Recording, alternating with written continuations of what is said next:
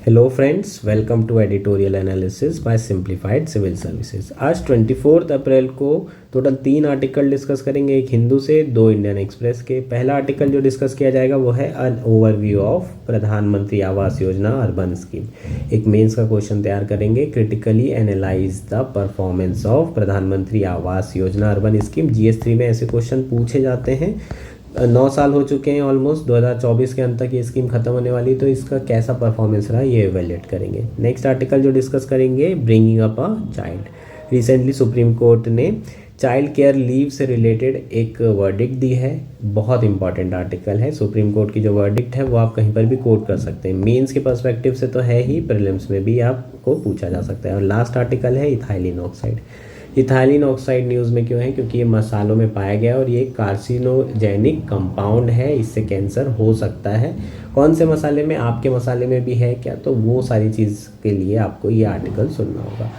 अगर आपको हमारा कंटेंट पसंद आ रहा है तो प्लीज़ आप लाइक करिए, कमेंट करिए, शेयर करिए एंड सब्सक्राइब करिए। अगर आप इसकी PDF चाहते हैं तो आप हमारा टेलीग्राम ग्रुप ज्वाइन कर सकते हैं, जिसकी लिंक आपको नीचे दी होगी। मोर में क्लिक करिए या फिर आप सिंप्लीफाइड सिविल सर्विस सर्च करेंगे तो भी हम आपको मिल जाएंगे। आइए शुरू करते हैं हमारा एनालिसिस। हमारा फर्स्ट आर्टिकल है an overview of the PMAY scheme. यह आर्टिकल द हिंदू में आया है। GS3 मेंस के पर्सपेक्टिव से बहुत इम्पॉर्टेंट है। इस तरह के क्वेश्चन मेंस में पूछे जाते हैं और प्रीलिम्स 2024 के लिए भी इम्पॉर्टेंट है, क्योंकि ये बहुत इम्पॉर्टेंट स्कीम है। स्कीम का नाम क्या है? प्रधानमंत्री आवास योजना अर्बन। ठीक, तो जो अर्बन में आवास की व्यवस्था की जा रही है सरकार के द्वारा, जो घर बना के दिए जा रहे हैं, उसके बारे में ये स्कीम है। इसके कंपोनेंट्स 4 कंपोनेंट्स हैं। ये आपको प्रीलिम्स में आ सकते हैं यार, काफ़ी इंपॉर्टेंट कंपोनेंट है। ये चीज़ें आपको प्रीलिम्स में पूछी जा सकती है। मेंस में क्या पूछा जाएगा? Critically analyse the success and failure of प्रधानमंत्री आवास योजना स्कीम। किसी भी स्कीम की परफॉर्मेंस के ऊपर आपको क्वेश्चन पूछा जा सकता है। ऐसे क्वेश्चन लगातार आए हैं GS3 में और आपको आगे भी आते रहेंगे। 2024 में भी आपको प्रधानमंत्री आवास योजना के ऊपर क्वेश्चन आ सकता है। तो बहुत इंपॉर्टेंट हमारा आर्टिकल है। मेंस का क्वेश्चन तैयार करेंगे। आर्टिकल शुरू करते हैं। आर्टिकल आया क्यों है? करंट गवर्नमेंट के 2 टर्म्स कंप्लीट हो गए और उनकी जो फ्लैगशिप स्कीम थी प्रधानमंत्री आवास योजना, उसके भी लगभग 9 साल कंप्लीट हो चुके हैं। उसके कंप्लीशन की डेट अगर हम बात करें तो बाय 2022 थी, लेकिन चूंकि ये सरकारी योजना है और सरकारी चीज़ कभी समय पर पूरी नहीं होती तो इसे एक्सटेंड किया गया और बाय 2024 टारगेट किया गया कि ये स्कीम का जो हमने टारगेट रखा है उसको हम कंप्लीट करेंगे। हाउसिंग फॉर ऑल, सबके लिए जो घर बनाने के टारगेट है उसे 2024 तक कंप्लीट किया जाएगा। तो अब समय आ गया है इसकी जो परफॉर्मेंस है पिछले 9 सालों में वो किस तरीके से रही है। स्कीम 2015 में शुरू की गई थी और 2024 आ चुका है। सरकार जो है इलेक्शन में लगी हुई है और जो स्कीम्स चालू की गई थी उसके इवैल्यूएशन का वक्त है। स्कीम के बारे में बात करेंगे। It is a centrally sponsored scheme. Centrally sponsored scheme का मतलब क्या होता है यार? इसका मतलब जो केंद्र सरकार है और स्टेट है, दोनों मिल करके इसकी फाइनेंसिंग करेंगे। जो भी फाइनेंस होगा उसको शेयर करेंगे। 50-50 रेशियो में कर सकते हैं, 60-40 रेशियो में कर सकते हैं, लेकिन कुछ ना कुछ शेयरिंग होगी अगर सेंट्रली स्पॉन्सर्ड स्कीम है। तो अगर सिर्फ केंद्र सरकार कर रही है पूरा फाइनेंस तो वो सेंट्रल सेक्टर स्कीम कहलाता है। तो अगर आपको ऑप्शन में आ जाए कि कोई स्कीम के बारे में कि ये सेंट्रली स्पॉन्सर्ड स्कीम है और दूसरा नीचे सेकंड ऑप्शन में आए कि ये इसका जो फाइनेंसिंग है वो पूरी तरीके से केंद्र सरकार करती है, तो दोनों में से एक स्टेटमेंट ही सही हो सकता है। क्योंकि अगर केंद्र सरकार करेगी तो जो स्कीम होगी वो सेंट्रल सेक्टर स्कीम हो जाएगी। जो प्रधानमंत्री आवास योजना है 2015 में शुरू हुई और ये एक सेंट्रली स्पॉन्सर्ड स्कीम है। ठीक, इसका पर्पज़ क्या था? हाउसिंग फॉर ऑल, सबके लिए घर बनाना के देना था। इंदिरा आवास योजना इसी तरह की योजना पहले चला करती थी, उसी में मॉडिफिकेशन करके ये स्कीम को शुरू किया गया था। इसका जो मेन ऑब्जेक्टिव था वो क्या था? Rehabilitation of slum dweller with private developers. ठीक, इसमें इन सीटू स्लम रीडेवलपमेंट ये कंपोनेंट, ये वर्टिकल हुआ करता था, जिसे हम ISSR भी कहते हैं। इस कंपोनेंट के अंदर जो ऑलरेडी स्लम में रह रहे हैं उन्हें रिहेबिलिटेट करना था। नई ज़मीन पर छोटे छोटे घर बनाकर उनको देना था। और जो घर बनाएंगे वो कौन बनाएंगे? Private developer. धारावी किसको दिया है, याद है क्या? सुना है क्या? ये धारावी मुंबई में सबसे बड़ा, एशिया का सबसे बड़ा स्लम एरिया है। इसे रीडेवलप करने के लिए जो अदानी है उनको कॉन्ट्रैक्ट दिया गया है। तो ये बेसिकली इस योजना के अंदर, इंदिरा आवास योजना के अंदर जो फर्स्ट वर्टिकल है, फर्स्ट कंपोनेंट है, उसके अंदर ये दिया हुआ है। दूसरा क्या है इसका vertical, promotion of affordable housing for weaker section. जो वीकर सेक्शन है उनके लिए जो है हम क्या करेंगे, अफोर्डेबल हाउसिंग को प्रमोट करेंगे। कैसे प्रमोट करेंगे, क्रेडिट लिंक सब्सिडी स्कीम्स दे करके। कितने कितने जो है आप इंटरेस्ट में लोन ले सकते हैं, ये सरकार ने डिसाइड किया। अगर मान लीजिए आप घर बना रहे हैं और आप EWS कैटेगरी में आते हैं, EWS कैटेगरी मतलब आप जो है इकोनॉमिक वीकर सेक्शन में आते हैं, आपकी सालाना इनकम 3 लाख से कम है। लो इनकम ग्रुप में आते हैं, आपकी सालाना इनकम 6 लाख से कम है। और मिडिल इनकम ग्रुप में आते हैं, आपकी सालाना इनकम 18 लाख से कम है। ये टोटल 3 तरह के बेनिफिशरीज हैं इस स्कीम के।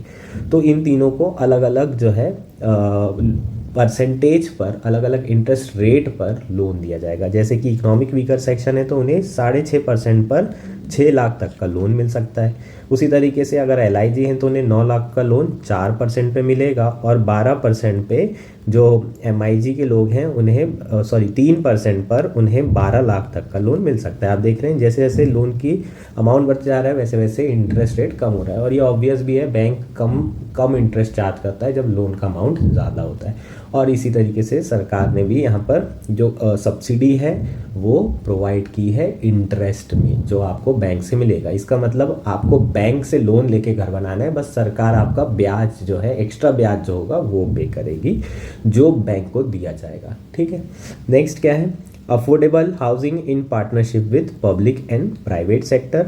और लास्ट है subsidy for beneficiary led consortium. जो बेनिफिशरी लेड कंसोर्टियम है इसमें जो केंद्र सरकार का असिस्टेंस है वो कितना है, 1.5 लाख पर हाउस। ये EWS के लिए है केवल, जिनकी इनकम 3 लाख से कम है। आपने देखा होगा लगभग 1.5 लाख रुपए जो है सरकार दे रही है जो लोग घर बना रहे हैं। पहले उन्हें घर बनाना है, शुरू करना है, और उसके बाद फिर सरकार जो है देखते जाएगी कि हाँ आपने ये बना लिया, आपने किचन बना लिया, रूम बना लिया, उसको कई इंस्टॉलमेंट में 1.5 लाख रुपए पैसा दिया जाएगा। तो ये सारी चीज़ें जो है आपके क्या हो जाएंगे, वर्टिकल कंपोनेंट हो जाएंगे। एक चीज़ का ध्यान रखना है, अगर आपके पास लैंड नहीं है तो आप इस स्कीम के लिए एलिजिबल ही नहीं है। ठीक, अगर आपके पास लैंड है तभी आप इस स्कीम के लिए एलिजिबल हो पाएंगे। अगर लैंड नहीं है तो घर कहाँ बनाओगे। तो लैंड का जुगाड़ इंसान को खुद करना है, और एक सबसे बड़ा इशू यही है। लोगों के पास अगर ज़मीन के लिए पैसे होते तो फिर क्या ही बात थी। नाउ परफॉर्मेंस की बात कर लेते हैं, स्कीम कैसा परफॉर्म कर रही है। ऑब्वियसली अगर 2022 का टारगेट था पूरा नहीं हुआ तो कुछ ना कुछ गैप्स तो रहे होंगे। जो प्रोजेक्ट सैंक्शन किए गए हैं और प्रोजेक्ट कंप्लीट किए गए हैं उसमें कुछ ना कुछ गैप होंगे। अगर सरकार के एस्टिमेट की बात करें तो अभी भी लगभग 20 मिलियन हाउसेस का शॉर्टेज है रूरल एरिया में, और 3 मिलियंस का है अर्बन एरिया में। अर्बन सेंटर में 3 मिलियन हाउसेस की आज भी कमी है। 3 मिलियन मतलब 30 लाख हाउसेस की आज भी कमी है। हालांकि ये जो नंबर्स हैं ये सरकारी आंकड़े हैं, लेकिन असलियत में देखें तो 2023 में लगभग ये शॉर्टफॉल है 60 लाख का। तो यहाँ पर 30 लाख गवर्नमेंट का डेटा है और एक्चुअल रियलिटी में जस्ट डबल है। 60 लाख घरों की शॉर्टेजेस हैं अर्बन एरिया में। एक स्टडी के हिसाब से ICRIER की ये स्टडी है, जो अर्बन हाउसिंग शॉर्टेज है वो इंक्रीज़ हो गई है। पहले जो है 2012 में शॉर्टेज कितनी थी, 1.88 करोड़ की थी, और अब जो है 2018 में ये शॉर्टेज कितनी हो गई है, 2.9 करोड़, क्योंकि पॉपुलेशन बढ़ती जा रही है ना यार।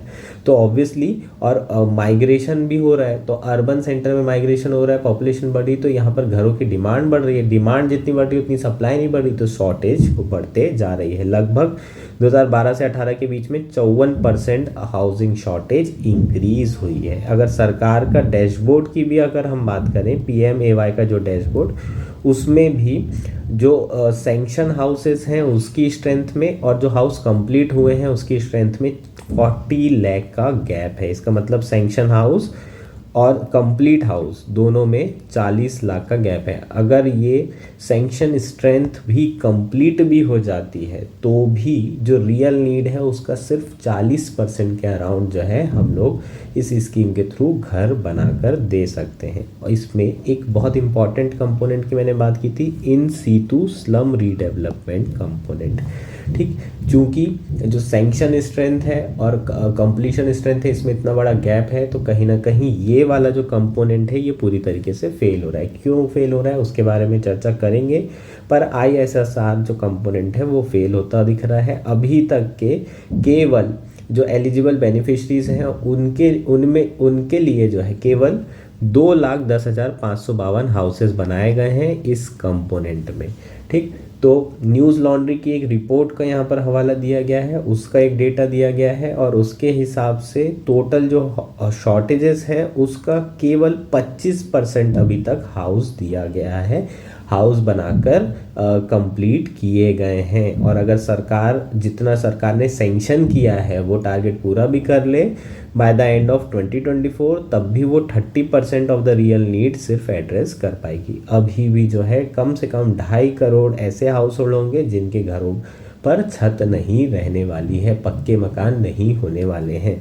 ठीक, तो ये क्या है, कुछ डेटा हो जाएगा जो कि ये बता रहे हैं कि अभी बहुत ज़्यादा शॉर्टफॉल है। सरकार के टारगेट कंप्लीट भी हो जाए तो भी ओवरऑल जो डिमांड है वो बढ़ती जा रही है और सप्लाई जो है उतनी तेज़ी से नहीं बढ़ रही है। अब देखते हैं कि ये जो स्कीम है इसमें जो इश्यूज़ हैं वो क्यों आ रहे हैं, रीजंस की बात कर लेते हैं। अभी तक के हमने देखा कि इश्यूज़ क्या हैं, कितना गैप है, डेटा देख लिया, परफॉर्मेंस देख लिया। अब ये परफॉर्मेंस ख़राब क्यों है, क्यों इम्प्लीमेंटेशन नहीं हो रहा, इसे देख लेते हैं। तो सबसे पहला इशू क्या है, over reliance on the participation of private sector. ये स्कीम में जो कंपोनेंट्स हैं उसमें बेसिकली जो पार्टिसिपेशन ऑफ प्राइवेट सेक्टर है उस पर बहुत ज़्यादा रिलाय किया गया है, specially for bridging the investment gap. कुछ केंद्र सरकार खर्चा कर रही है, कुछ स्टेट गवर्नमेंट खर्चा कर रही है, लेकिन कुछ इन्वेस्टमेंट प्राइवेट सेक्टर को करना होगा, और जो प्राइवेट सेक्टर को करना होगा वो इन्वेस्टमेंट का कंपोनेंट बहुत बड़ा है। और बहुत ज़्यादा हम लोग किस पे रिलाय कर रहे हैं, प्राइवेट सेक्टर इन्वेस्टमेंट पे। और इसलिए चूंकि वो इन्वेस्टमेंट नहीं हो रहा है, इसलिए जो है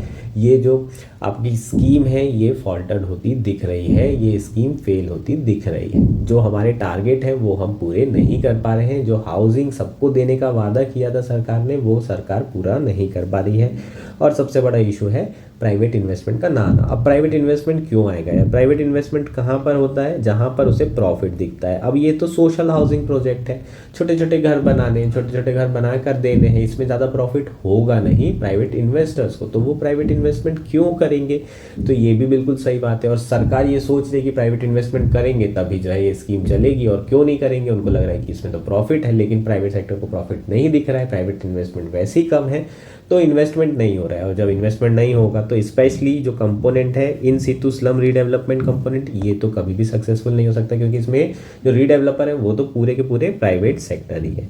ठीक, तो करंट एस्टिमेट के हिसाब से जो इंडिया का अर्बन लैंडस्केप है, around 40% of people generally informal और डेजिग्नेटेड स्लम्स में रह रहे हैं। वर्ल्ड बैंक के हिसाब से ये डेटा लगभग 50% है। इसका मतलब जो सिटी में 50% पॉपुलेशन है वो स्लम्स में रह रही है, या तो ये फॉर्मली डेजिग्नेटेड है या तो इनफॉर्मल है। तो बहुत बड़ा इशू है। सबसे बड़ा इशू क्या है, स्लम का ही क्वेश्चन है। अगर ये जो प्रधानमंत्री आवास योजना अर्बन है उसको अगर हमें सक्सेसफुल करना है तो आपको स्लम का जो है स्लम के लोगों का रिहेबिलिटेशन और स्लम को दोबारा से रीडेवलप करना बहुत ज़्यादा ज़रूरी है। लेकिन अगर प्राइवेट इन्वेस्टमेंट नहीं आएगा जिस पे हम बहुत ज़्यादा रिलाय कर रहे हैं तो ये पॉसिबल नहीं है। तो सबसे पहला इशू है प्राइवेट इन्वेस्टर या प्राइवेट सेक्टर का जो पार्टिसिपेशन है वो उतना नहीं हो पाया जितना सरकार ने इनिशियली सोचा था। ठीक, नेक्स्ट क्या है, the vertical growth of such settlement created more issues for resident rather than addressing them. जो प्राइवेट सेक्टर का पार्टिसिपेशन है उससे जो प्रॉब्लम है रेसिडेंट्स के लिए वो कहीं ज़्यादा बढ़ गई है, रेदर देन कि ये प्रॉब्लम कम हो रही है। यहाँ पर एक एग्जांपल दिया है, लेट्स से कि प्राइवेट सेक्टर ने आपको मल्टी स्टोरिंग बिल्डिंग बनाकर दे दी। ऑब्वियसली लैंड की कॉस्ट बहुत कम है, छोटी सी पतली सी है ना, एक बिल्डिंग बनाकर दे दी, 2-2 कमरे के बना करके ऊपर 4-6 फ्लोर बना दिए। अब इसमें प्रॉब्लम क्या है, जो कॉस्ट ऑफ वाटर है, इलेक्ट्रिसिटी है, सीवरेज यूटिलिटी है, इनकी रिकरिंग कॉस्ट बहुत ज़्यादा है। और ये जो स्लम में रहने वाले लोग हैं उनकी कैपेसिटी से कहीं ज़्यादा बड़ा एक्सपेंडिचर है। तो ये लोग यहाँ पर शिफ्ट ही नहीं होना चाहते स्लम एरिया से। क्यों? क्योंकि उनको पता है वो अफोर्ड ही नहीं कर पाएंगे। ये बिल्कुल वैसी बात हो गई कि एक बार गैस सिलेंडर दे दिया लेकिन रिफ़िल करने का पैसा नहीं है लोगों के पास, तो लोग जो है रिफ़िल नहीं कर रहे हैं। नेक्स्ट इशू क्या है यार, लैंड तो बहुत बड़ा इशू है। लैंड जो है स्पेशली जो स्लम एरियाज़ है उनको रीडेवलप करने के लिए बहुत बड़ी लैंड की ज़रूरत है। और लैंड इतने आसानी से मिल नहीं सकती। सरकार की जनरली जो लैंड है, बहुत सारी लैंड अर्बन एरिया में एयरपोर्ट के लिए ऑलरेडी रजिस्टर्ड है, फॉरेस्ट एरिया के लिए रजिस्टर्ड है, रेलवे के लिए रजिस्टर्ड है, तो इतना आसान नहीं है जो इनके स्लम एरियाज़ को रीडेवलप करने के लिए लैंड को देना प्राइवेट सेक्टर को। तो ये एक बहुत बड़ा इशू है। अच्छा, एक और इशू क्या है, जो प्लान बना रहे हैं इन सीटू स्लम रीडेवलपमेंट के लिए जो प्लान बनाया जाता है, जो कंसल्टेंट प्लान बनाते हैं, ये टॉप डाउन अप्रोच होती है। इसमें कम्युनिटी की कोई राय नहीं ली जाती, कोई रोल नहीं है। जब तक कि कम्युनिटी जिनको रहना है उनको आप ऑनबोर्ड नहीं करते, उनके लिए घर बना रहे हो, ये सोच के घर बना रहे हो कि ये जहाँ रह रहे हैं वहाँ से तो अच्छा ही है, ये बिल्कुल सही नहीं है। उनकी जो रिक्वायरमेंट है उसको भी ऑनबोर्ड करना, उनसे कंसल्टेशन करना ये ज़रूरी है। अगर ये करेंगे तो इनका पार्टिसिपेशन बढ़ेगा, नहीं तो ये लोग क्या करेंगे, किराए पे घर दे देंगे, वहाँ शिफ्ट ही नहीं करेंगे, स्लम में ही रहेंगे, और फिर रिकरिंग कॉस्ट बहुत ज़्यादा होगी तो भी वहाँ पर शिफ्ट नहीं करेंगे। तो ये कुछ इश्यूज़ जो है ISSR कंपोनेंट में हमें देखने को मिल रहे हैं, और ये रीज़न है कि ये जो सक्सेस है ISSR कंपोनेंट की, जो स्लम एरिया का रीडेवलपमेंट वाला कंपोनेंट है उसकी, वो बिल्कुल भी अच्छे से सक्सेसफुल नहीं हो रहा है। उसमें बहुत ज़्यादा इश्यूज हमें देखने को मिल रहे हैं। इसके अलावा एक और डायकोमी देखने को मिल रही है, जो सिटी का मास्टर प्लान है और जो प्रधानमंत्री आवास योजना है, इन दोनों में कुछ ना कुछ गैप है। सिटी के जो मास्टर प्लान बनाए जा रहे हैं वो बड़े बड़े कंसल्टेंट के द्वारा बनाए जा रहे हैं, और उसमें जो सिटी की नीड्स है उसको ध्यान में रखा जा रहा है, लेकिन स्लम एरिया वाले लोगों की नीड्स ध्यान में नहीं रख रहे हैं। जो प्लान बनाया जा रहा है वो capital intensive technology solution based plan है। जैसे कि एक एग्जांपल दिया है यहाँ पर, जो DDA है, दिल्ली डेवलपमेंट अथॉरिटी, उन्होंने ट्रांजिट ओरिएंट डेवलपमेंट मॉडल जो है एडवोकेट किया है 2041 के मास्टर प्लान में, लेकिन इसमें कहीं पर भी सोशल हाउसिंग की रिक्वायरमेंट को कौन पूरा करेगा इसकी बात नहीं की गई है। सोशल हाउसिंग मतलब जो स्लम एरिया है उन लोगों को, है ना, नए घर बना करके देना, किस एरिया में बना करके देना, इससे रिलेटेड चीज़ों के बारे में बिल्कुल भी बात नहीं की गई है। अगर इसकी बात नहीं की गई है तो कहीं ना कहीं प्लान में टेसिटली ये माना जा रहा है कि, इम्प्लिसिटली ये माना जा रहा है कि ये जो आपका प्लान होगा, है ना, जो रिक्वायरमेंट होगी वो मार्केट फोर्सेस के द्वारा पूरी की जाएगी। और मार्केट फोर्सेस कर रही है क्या, इसको नहीं कर रही है। Social housing, social welfare market क्यों करेगा ये बताओ आप। इसके लिए ही तो सरकार होती है। जहाँ पर रोड बनाई जा रही है उस रोड पे चढ़ने वाले लोग ही नहीं हैं, ट्रैफिक ही नहीं है, तो वहाँ प्राइवेट सेक्टर क्यों इन्वेस्ट करेगा। उसे तो जो लोग ट्रैफिक में जा रहे हैं उसे जब तक टोल ना दे तो वो वहाँ रोड बनाएगा क्या। तो सरकार कहाँ आती है, यहीं पर तो आती है, सोशल वेलफेयर करने के लिए तो आती है। तो ऑब्वियसली जो ये धारणा है सिटी के जो मास्टर प्लान बनाए जा रहे हैं उसमें सोशल हाउसिंग को जगह नहीं दी जा रही है, ये एक बहुत बड़ा इशू है, और ये आने वाले समय में भी बहुत बड़ा इशू रहने वाला है। अब केंद्र सरकार के द्वारा जो इन्वेस्टमेंट किया है उसकी बात कर लेते हैं। टोटल केंद्र सरकार ने टोटल स्कीम में जितना खर्चा हुआ है उसका 25% केंद्र सरकार के द्वारा किया गया है। 2.03 लाख करोड़ के आसपास केंद्र सरकार ने इन्वेस्ट किया है। जो मैक्सिमम पैसा खर्चा किया है वो बेनिफिशरीज ने खुद किया है। 60% के अराउंड हाउस होल्ड ने खुद खर्चा किया है। 5 लाख करोड़ के अराउंड, 4.95 लाख करोड़ के अराउंड जो बेनिफिशरीज हैं उन्होंने खुद खर्चा किया है, और स्टेट गवर्नमेंट ने 1.33 लाख करोड़ के अराउंड जो है खर्चा किया है। ठीक, तो ये जो आप देख रहे हैं इसमें अभी भी जो केंद्र सरकार है उनका जो इन्वेस्टमेंट है या फिर उनका जो एक्सपेंडिचर है वो उतना ज़्यादा नहीं दिख रहा है, और जो गैप है वो केंद्र सरकार अपने इन्वेस्टमेंट को बढ़ा करके भर सकती है। नेक्स्ट इशू क्या है, जो BLC वर्टिकल है। BLC वर्टिकल क्या है, beneficiary led individual house construction. इसके अंदर मैंने बताया था 1.5 लाख असिस्टेंस मिल रहा है। तो इससे ये जो BLC वर्टिकल है इसके अंदर 62% हाउसेज सेंक्शन किए गए हैं, और CALSS जो बेनिफिशरीज हैं उसके अंदर 21% बेनिफिशरीज टोटल जो है सेंक्शन या हाउसेज सेंक्शन किए गए हैं। तो टोटल 83% जो बेनिफिशरीज हैं इन दो कंपोनेंट के।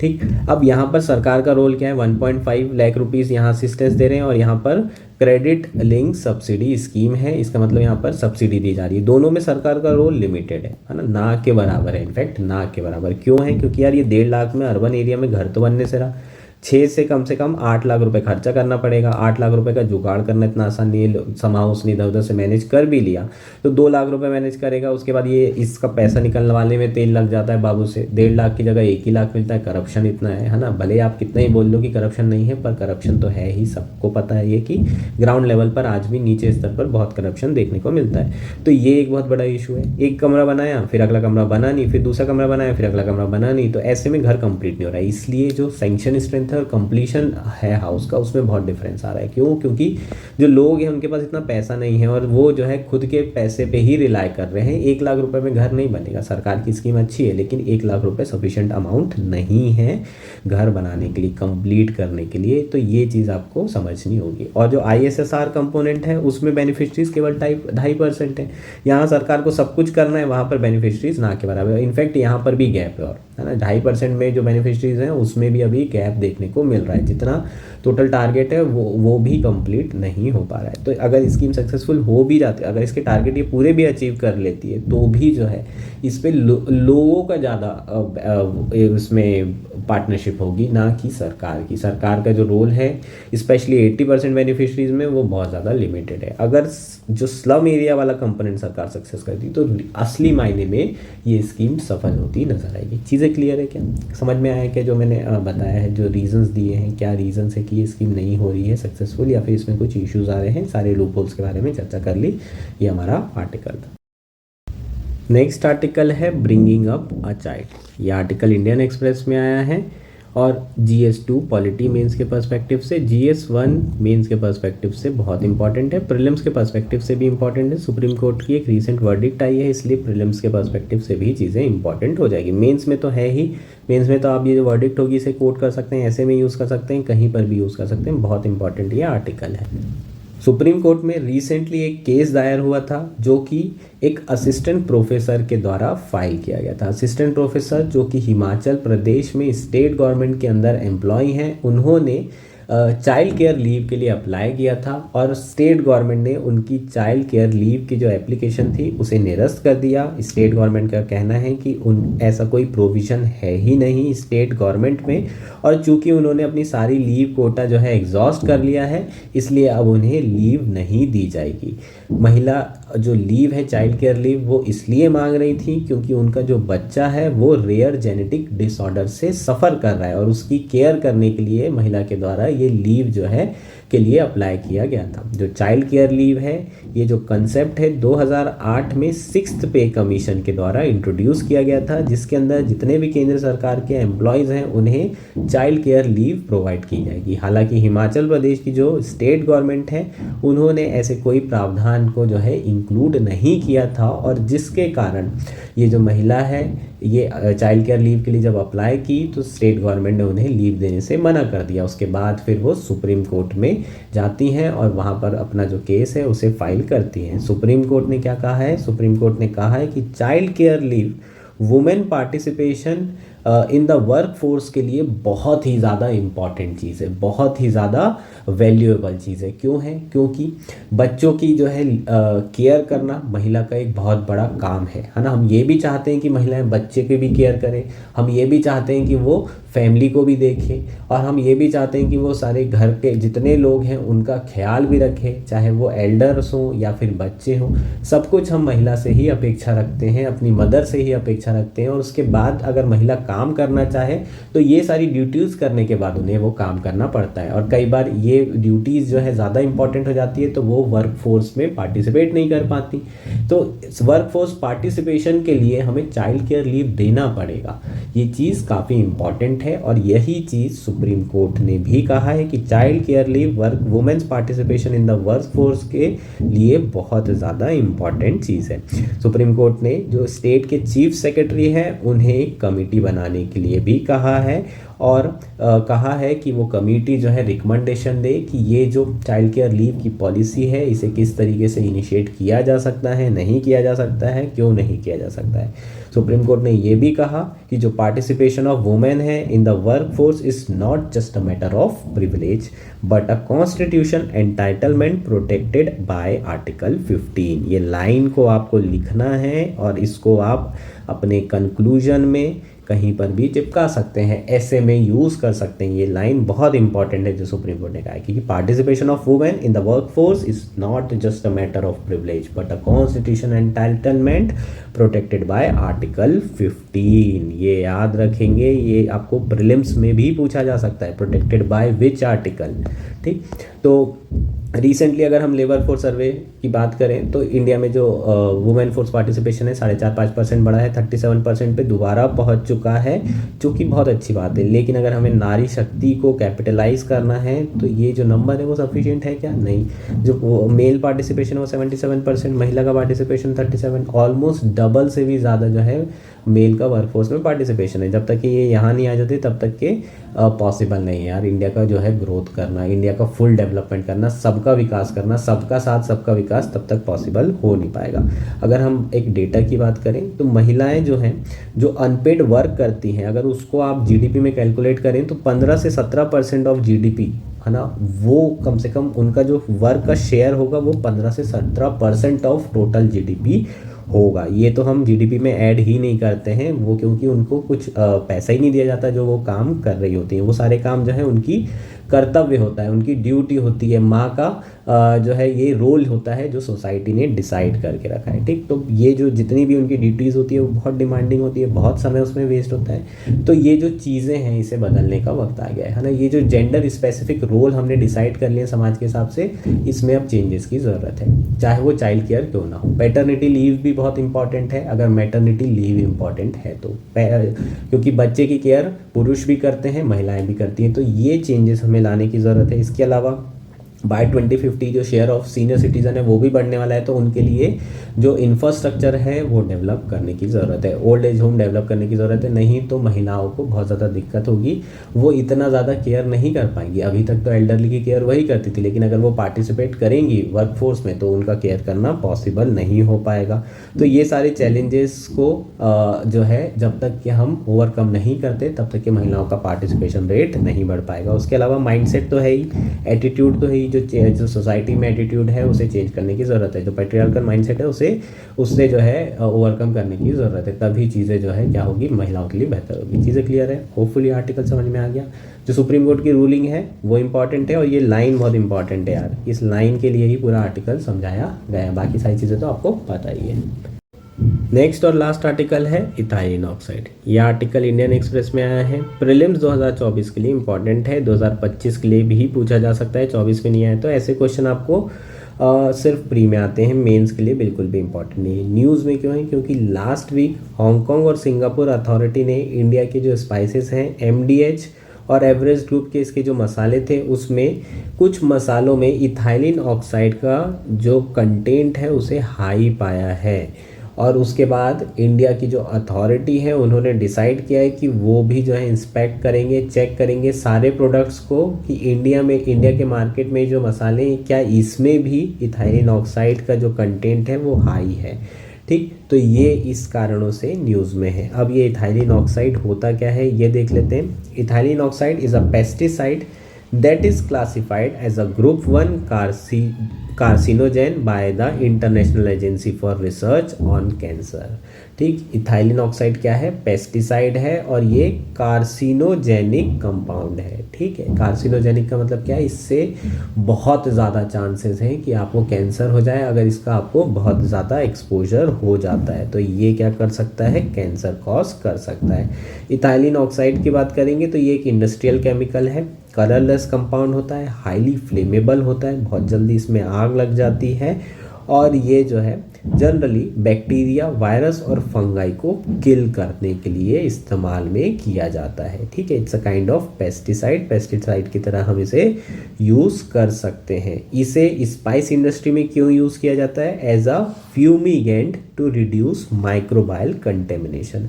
जो माइक्रोबायल कंटेमिनेशन है उसको कम करने के लिए इथाइलिन ऑक्साइड को स्पाइसेस जो आपके मसाले होते हैं उसमें यूज़ किया जाता है। जो हांगकांग अथॉरिटी है और जो सिंगापुर अथॉरिटी है उन्होंने कौन कौन से पैकेट्स में इसका कंटेंट हाई पाया है? सांभर पाउडर में, फिश करी में और करी पाउडर्स में। तो कृपया इन सारी चीज़ों का इस्तेमाल अगर आप कर रहे हैं तो थोड़ा सा रुकिए, सोचिए कि क्या इसमें इथाइलिन ऑक्साइड ज़्यादा हो सकता है, और वेट करिए जब तक FSSAI पूरा कंडक्ट नहीं कर लेता, इंस्पेक्शन ग्रीन चिट नहीं दे देता, तब तक कि ये चीज़ों का यूज़ आपको नहीं करना है।